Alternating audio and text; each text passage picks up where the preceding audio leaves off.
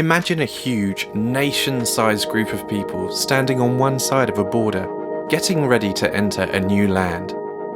But the people are nervous, so their leader decides to gather a group of secret agents, spies, to check out this new country, to see if it's as good as they have heard. It happened early on in the Bible, with the nation of Israel and its leader Moses.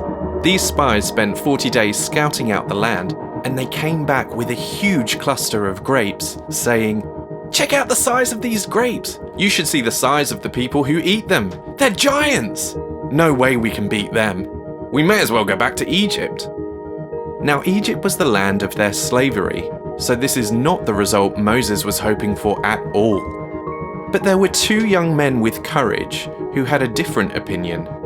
Joshua and his friend Caleb were the only spies that thought the land was great. They believed if God was with them, the people of Israel would be very blessed in the land. The other spies weren't convinced and were scared to go back. In fact, they passed on their fear to the people of Israel, who refused to move into the land. Seeing the attitude of the Israelites, God decided that this particular generation would not reach the promised land.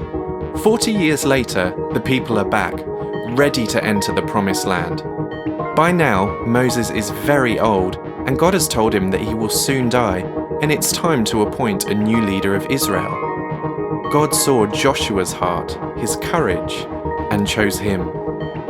God spoke to Joshua, saying, "Be strong and brave. Be careful to do everything my servant Moses taught you. Never stop reading the book of the law he gave you. Day and night you must think about what it says. If you obey it completely, you and Israel will be able to take this land."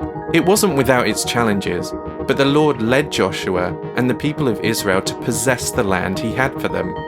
There was more spying and fighting and lots of trusting in God.